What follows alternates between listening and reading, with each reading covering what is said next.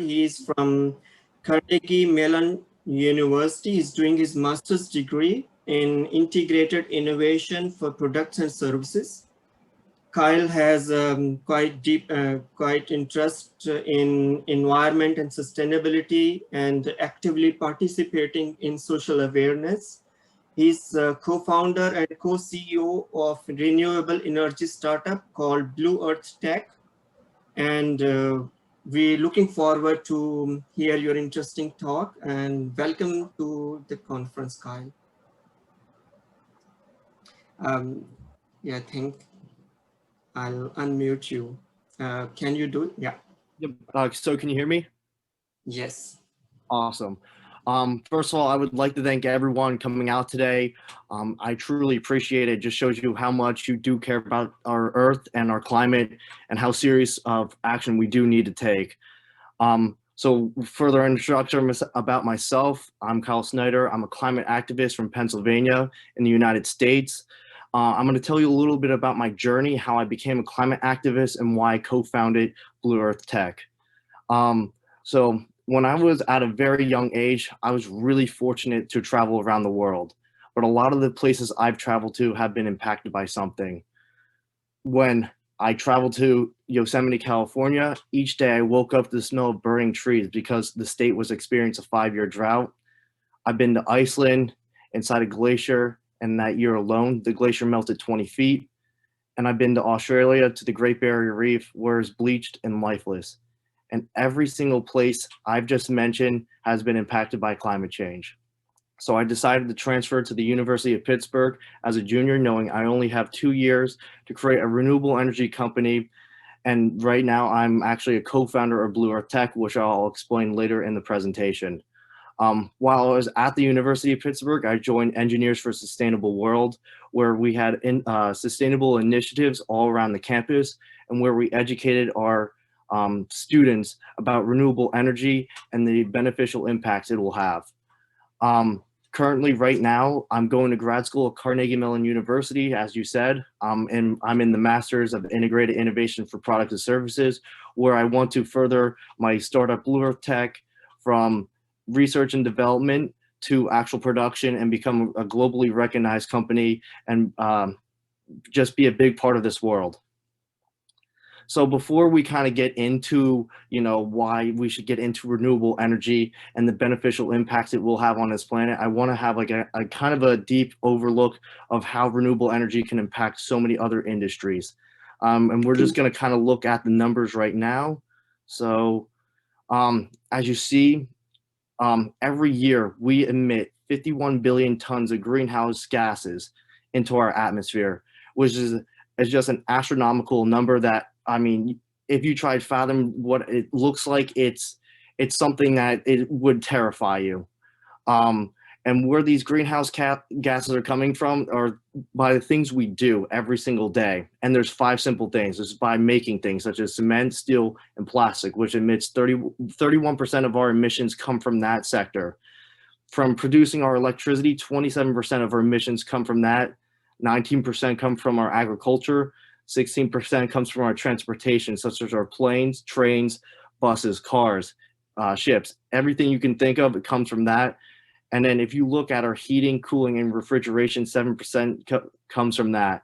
And if you look further into where our energy actually comes from, 2/3 of our electricity is actually produced worldwide by using fossil fuels. So if we look at these numbers, they're pretty terrifying, and there needs to be answers rather quickly. But I also see this as an opportunity of why we can actually go further and use renewable energy to solve all these different types of sectors. So my next slide right here, why I believe renewable energy is the future and why we need to start implementing it right now. First, it has a lot of beneficial impacts on our environment. Clean energy does not produce any harmful emissions such as CO2 or methane, and it will significantly reduce the effects of climate change. When we're looking at an economy perspective, renewable energy can stimulate millions of jobs on the electrical grid alone. And this is not even going into other sectors of the industry itself.